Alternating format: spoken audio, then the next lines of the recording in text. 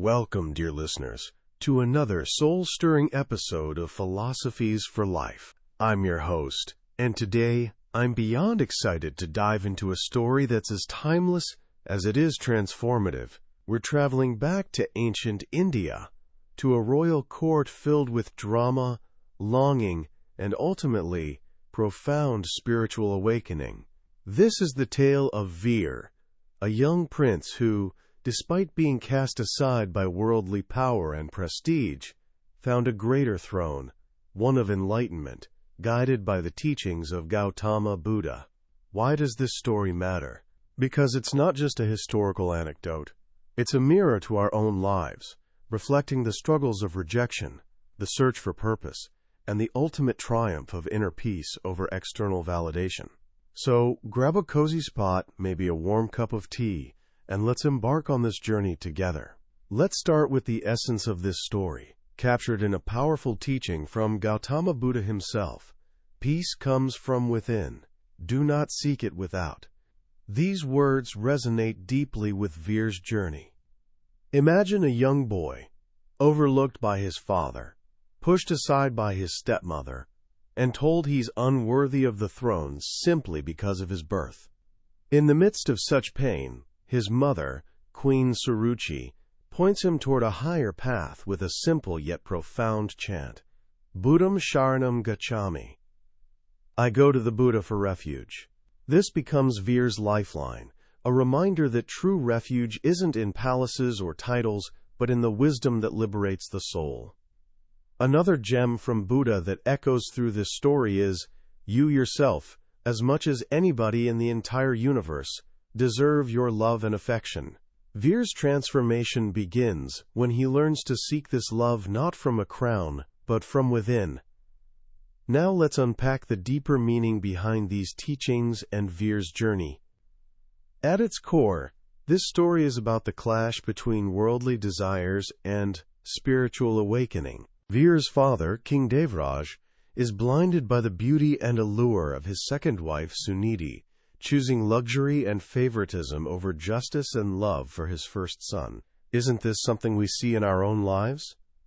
How often do we chase external validation, be it a promotion, a relationship, or social status, thinking it will fill the void inside us? But Veer's mother, Suruchi, embodies a different path. Her devotion to Buddha's teachings shows us that true strength lies in detachment from material desires and in nurturing a heart of compassion and contentment. When she tells Veer that there's a greater throne awaiting him, she's pointing to the throne of self-realization, a concept central to Buddhist philosophy. This isn't just about renouncing the world. It's about transcending it by understanding that suffering, dukkha, is inevitable when we cling to impermanent things. Veer's journey also speaks to our emotional and mental well-being. The rejection he faces in the royal court could have broken him. I mean, think about it. How many of us have felt sidelined, unworthy, or unseen at some point in our lives? Maybe it was a job you didn't get, a relationship that didn't work out, or even a family dynamic that left you feeling small. Veer's pain is universal. But what sets him apart is his response. Guided by his mother and later by a wise Bodhi monk, he learns that the Buddha he seeks isn't outside but within. The monk's lesson, searching for a ring that was already inside the hut, mirrors a profound truth. The peace, the worth, the love we crave is already inside us. We just have to stop looking outward and start looking inward through mindfulness and self-awareness. So, what can we take from Veer's story and apply to our own lives? Let's break this down into actionable steps. First, let's embrace the power of refuge, just as Veer did with Buddham Sharanam Gacchami. This doesn't mean you have to follow Buddhism or any specific path. It means finding a source of strength and wisdom that anchors you during life's storms. For some, it might be meditation. For others, it could be prayer, journaling, or even a quiet walk in nature. Ask yourself, where do I turn when I feel lost? If you don't have an answer yet, start exploring. Find your refuge. Second, let's practice detachment from external validation. Veer could have spent his life bitter, chasing his father's approval or the throne. Instead, he chose a higher path. So take a moment to reflect. What are you clinging to right now?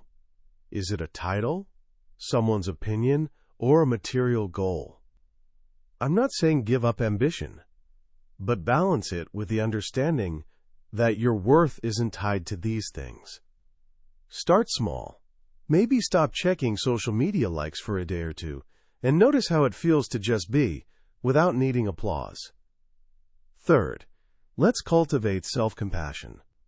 When Veer is humiliated in court, his tears are real, and so is his confusion, but his mother's gentle guidance and the monk's wisdom help him see his own value. I want you to try this. The next time you're hard on yourself, pause and speak to yourself as you would to a dear friend. Say, hey, it's okay to struggle. I'm here for you. It sounds simple, but it's powerful. Self-love, as Buddha taught, is the foundation of loving others. Lastly, serve others. Veer's ultimate triumph isn't in reclaiming a throne, but in becoming a Bodhi monk whose wisdom and peace inspire his kingdom. There's a beautiful line in Buddhist teachings: thousands of candles can be lit from a single candle, and the life of the candle will not be shortened. Happiness never decreases by being shared. So share your light. Help a neighbor, volunteer, or simply listen to someone who needs to be heard. Service isn't just about grand gestures. It's in the small, everyday acts of kindness. As we wrap up, let's carry Veer's story in our hearts. He started as a rejected prince, but through the teachings of Buddha, he found a throne far greater than any made of gold, one of inner peace and enlightenment.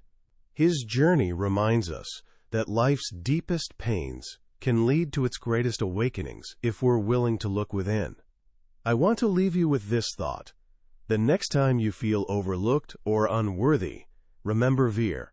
Remember that the Buddha, or whatever source of wisdom speaks to you, isn't far away. It's in you, waiting to be discovered. Take a quiet moment today to reflect. What's one step I can take toward my inner peace? Maybe it's a meditation, a kind act, or simply letting go of a grudge. Whatever it is, start there.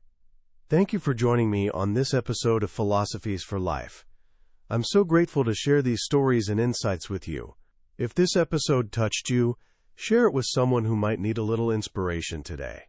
And until next time, keep seeking, keep growing, and remember, you are enough, just as you are. Namaste, my friends.